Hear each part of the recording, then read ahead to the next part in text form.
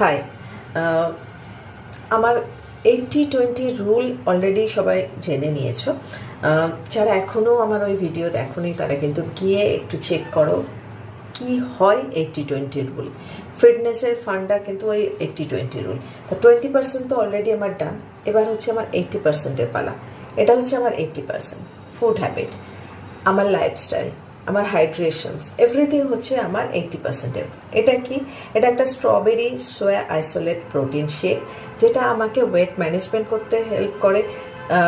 2.5 থেকে 3 ঘন্টা আমার ওয়েট হাঙ্গারকে কিল করে, তার সাথে সাথে আমার মাসেল বিল্ড আপ করতে সাহায্য করে, ফ্যাট রিগেইন করতে প্রিভেন্ট করে, ইমিউনিটি বুস্ট আপ করে, আমাকে প্রপার ইমিউনিটি সিস্টেমের সাথে সাথে অ্যান্টি এজিং এফেক্ট দেয়।